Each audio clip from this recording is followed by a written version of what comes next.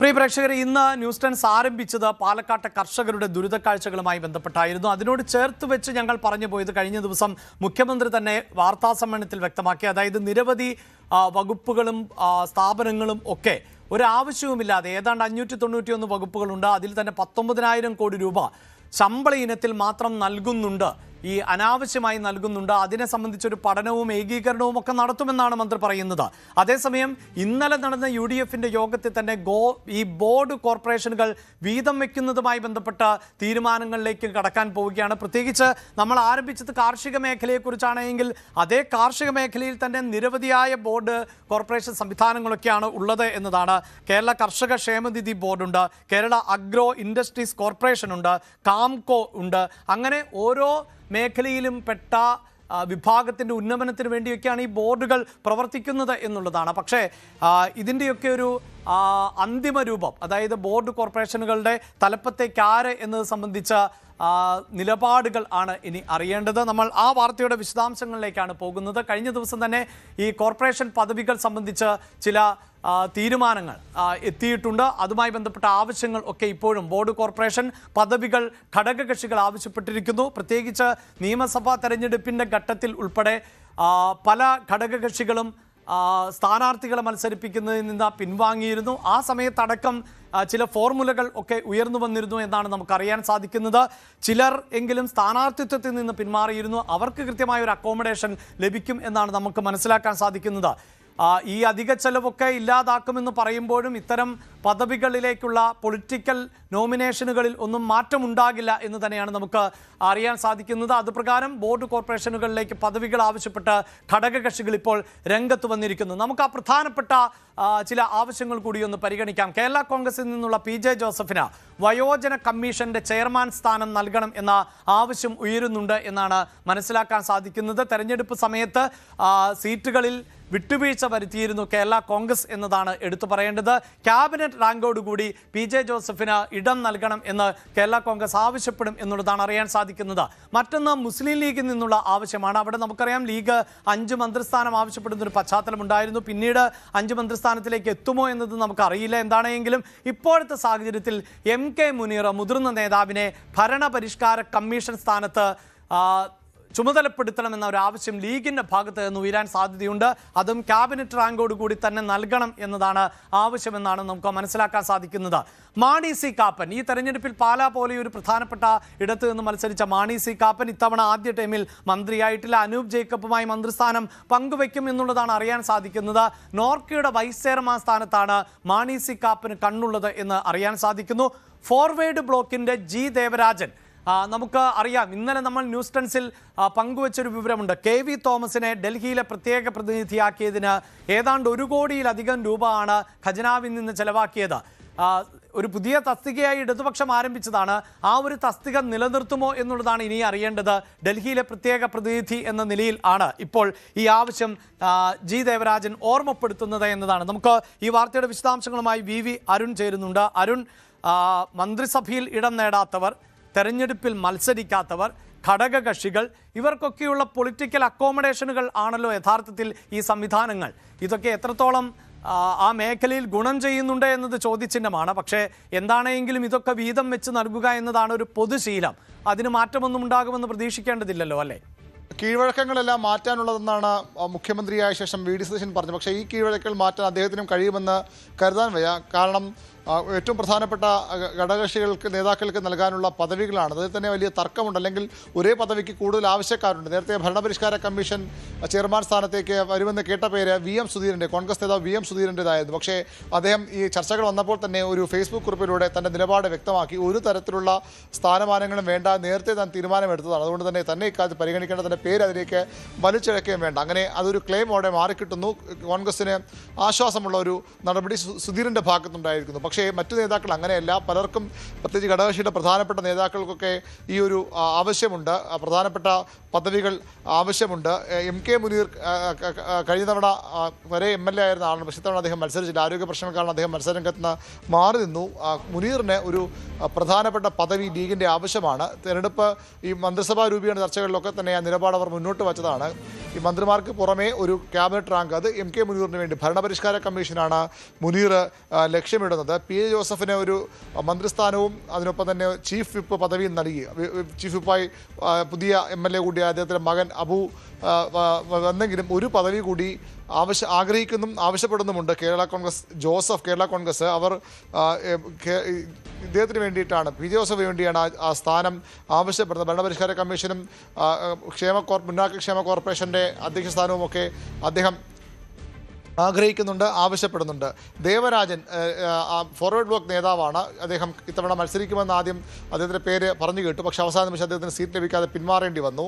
അതുകൊണ്ട് തന്നെ അദ്ദേഹത്തിൻ്റെ ഒരു പ്രധാന പദവി, അദ്ദേഹം ഡൽഹിയിലെ പ്രത്യേക പ്രതിനിധി എന്ന പദവിയാണ്. സമ്പത്തും പിന്നീട് KV തോമസും ഒക്കെ വഹിച്ചിരുന്ന പദവിയാണ്. അന്ന് ആ പദവിയൊക്കെ വലിയ രീതിയിൽ വിമർശിച്ച പാർട്ടിയാണ് കോൺഗ്രസ് എന്ന് കൂടി നമ്മൾ ശ്രദ്ധിക്കണം. എന്തിനാണ് അത്തരമൊരു പദവിയുടെ ആവശ്യമെന്ന ചോദ്യമൊക്കെ ഉയർന്നു വന്നതാണ്. ഏതായാലും ആ പദവി കണ്ണും നട്ടും അതിൽ ലക്ഷ്യമിട്ടും ഒരു നേതാവ് UDF-ലുണ്ട്. അതെങ്ങനെ VD സതീശൻ ആ വിഷയം കൈകാര്യം ചെയ്യുമെന്നാണ് അറിയേണ്ടത്. മാണി സി കാപ്പൻ ആദ്യം തൊട്ട് തന്നെ മന്ത്രിസ്ഥാനം ചോദിച്ച ആളാണ്. പക്ഷേ ഇതിന് മന്ത്രിസ്ഥാനം ലഭിച്ചില്ല. അദ്ദേഹവും ഒരു ക്യാബിനറ്റ് പദവി ആഗ്രഹിക്കുന്നുണ്ട്, ആവശ്യമുണ്ട്. അത് ലഭിക്കുമെന്ന് ഉറപ്പ് തനിക്ക് ലഭിച്ചു. 2.5 വർഷത്തേക്കാണ് അനൂപ് ജേക്കബിന് മന്ത്രിസ്ഥാനം. 2.5 വർഷം കഴിയുമ്പോൾ മാണി സി കാപ്പന് മന്ത്രിസഭയിലേക്ക് എത്താം.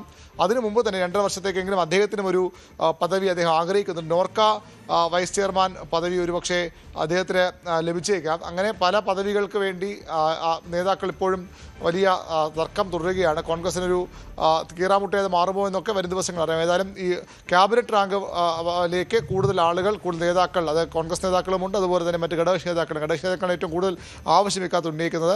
അത് എങ്ങനെയാണ് വിഭജനം എന്ന കാര്യത്തിൽ അറിയേണ്ടിയിരിക്കുന്നു. ഏതായാലും ബോർഡ് കോർപ്പറേഷൻ സ്ഥാന വിഭജനം അത്ര എളുപ്പമുള്ള ഒരു നടപടിയല്ല കോൺഗ്രസിൽ ഒരു കാലത്തും. LDF-ൽ പോലും കഴിഞ്ഞ തവണയൊക്കെ ഒരു പ്രശ്നമുണ്ടാക്കിയ കാര്യമാണ്.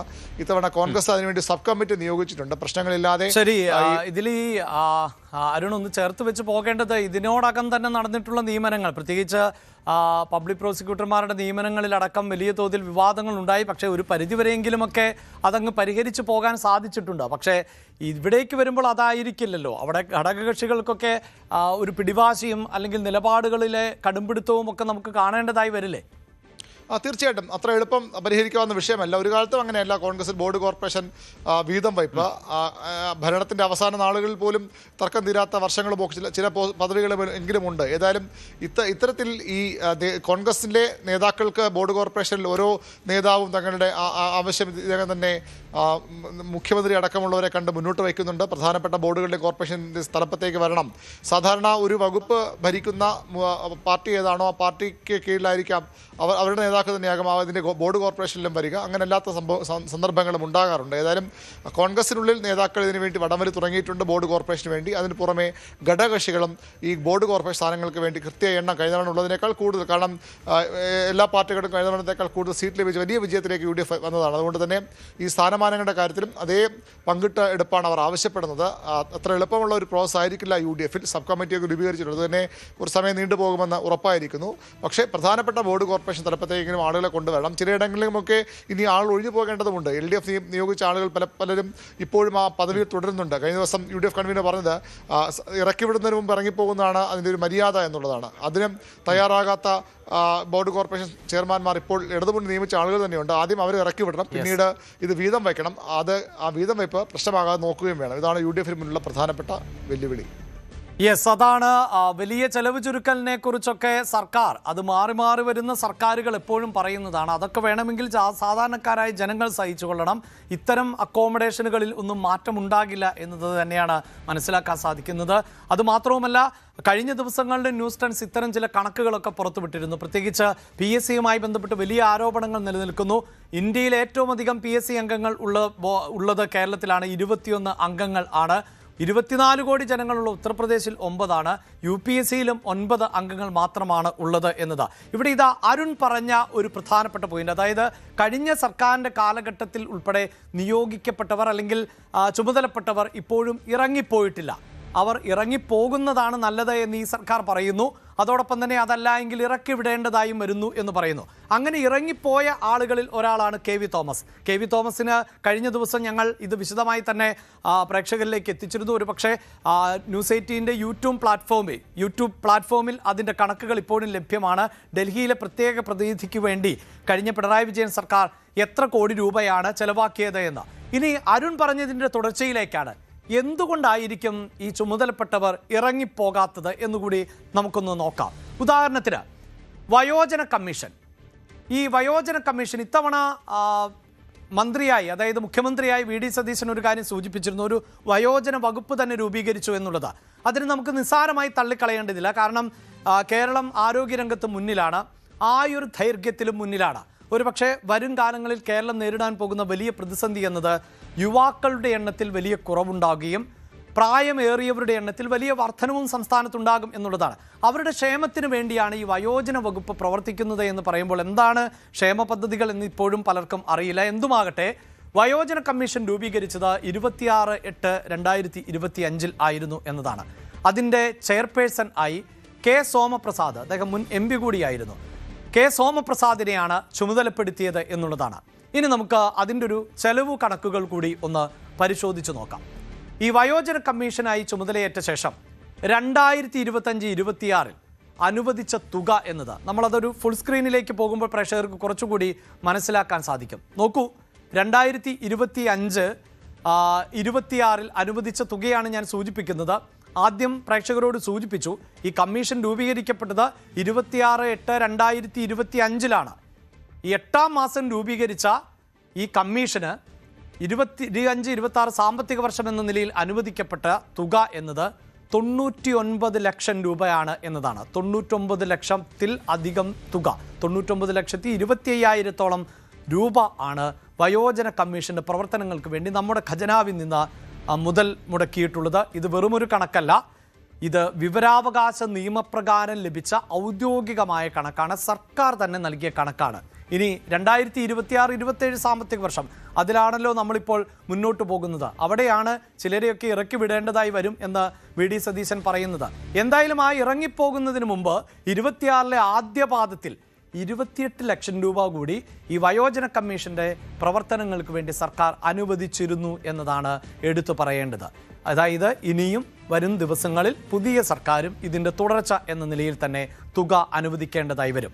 ഇനി വി ഡി സതീശൻ പറഞ്ഞ ആ 591 സ്ഥാപനങ്ങളുടെ പട്ടികയിൽ വരുന്ന മറ്റൊന്നാണ് നവകേരള മിഷൻ.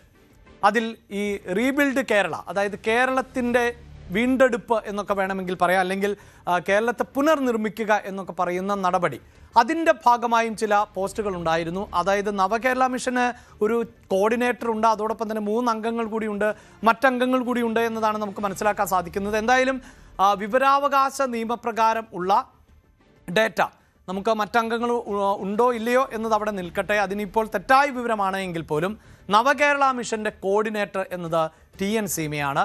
അവിടെ ഇതാ 3/9/2021 ആണ് TN സീമയുടെ നിയമനം നടന്നത് എന്നതാണ് വിവരാവകാശ നിയമപ്രകാരം നമുക്ക് ലഭിച്ച വിവരങ്ങൾ. ഈ ശമ്പളം എന്നത് അതാണ് ഇനി അറിയേണ്ടത്. 1,66,000 രൂപ ആണ് TN സീമയുടെ ശമ്പളമായിരുന്നത് എന്നതാണ് നമുക്ക് ലഭിക്കുന്ന വിവരം. പ്രതിമാസം 1,66,000 രൂപ ആണ് സർക്കാർ ഖജനാവിൽ നിന്ന് നികുതി പണം എടുത്തു നൽകുന്നത് നമ്മുടെ കേരളത്തെ വാർത്തെടുക്കുന്നതിന് വേണ്ടി. ഇവിടെ ഇതാ ആകെ 91,33,000 രൂപ ആണ് TN സീമയ്ക്ക് വേണ്ടി ചെലവാക്കപ്പെട്ടത് എന്നതാണ് വിവരാവകാശ നിയമപ്രകാരം സർക്കാർ നൽകുന്ന കണക്ക് എന്നതാണ് എടുത്തു പറയേണ്ടത്.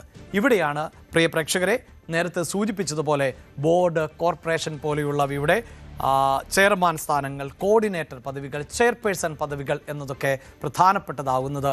അവിടെ നിന്ന് പിന്നെ എങ്ങനെയാണ് ഇവരൊക്കെ ഇറങ്ങിപ്പോവുക, ഇറക്കി വിടേണ്ടതായി വരും എന്ന് VV അരുൺ പറഞ്ഞു വെച്ചത് മുഖ്യമന്ത്രിയുടെ വാക്കുകളെ ഉദ്ധരിച്ചുകൊണ്ടാണ്. എന്തായാലും ഇറങ്ങിപ്പോയാലും ഇറക്കി വിട്ടാലും അവിടേക്ക് പുതിയ ആളുകളെത്തും, അവരുടെ ചിലവും നമ്മളൊക്കെ തന്നെ വഹിക്കേണ്ടതായി വരും എന്നതാണ് പശ്ചാത്തലം.